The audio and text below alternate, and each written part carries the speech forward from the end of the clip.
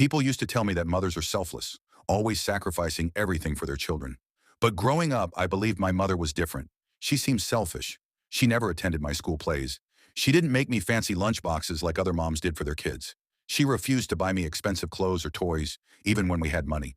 Instead, she always said, "You don't need it," or "You can work for it if you want it so badly." As a teenager, I resented her. I envied my friends whose mothers pampered them, praised them, and let them relax while mine pushed me to do chores, study harder, and earn my own spending money. "You're so lucky to be independent," my friends would say. But I didn't feel lucky. I felt unloved. One time, I begged her to buy me a bike like my friend Rahul's. She said no. I shouted, "Why can't you ever do something for me?" "You're so selfish." She looked at me quietly and said, "You'll understand one day." That day didn't come for many years. After college, I moved to another city for a job. I worked hard, just like she taught me.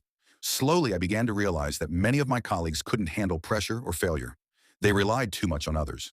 Meanwhile, I adapted quickly, managed my money well, and kept moving forward, even when times were tough.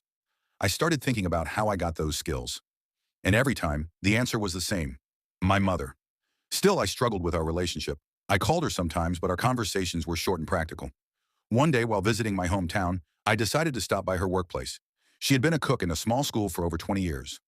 I watched from a distance as she served food to students, making sure every child got their share. I noticed how she treated each one kindly, how the children hugged her, and how the teachers smiled at her like she was part of their family. Something shifted in me that day. Later that evening, while going through some old boxes at home, I found a stack of crumpled receipts, letters, and photos. Among them, I found a notebook. In it, she had written every expense she made for me: school fees, books, uniforms, and even small notes like rupees, 10 for Arjun's science project, or skipped lunch for 2 days to save for new shoes. My throat tightened. That old bike I asked for, she had written. Arjun asked for a bike. Can't afford it now. Must save for his exam fees. Suddenly, I saw everything in a new light. She wasn't selfish. She was silently sacrificing every day. She just never showed it with hugs or gifts, but through strength, wisdom, and tough love.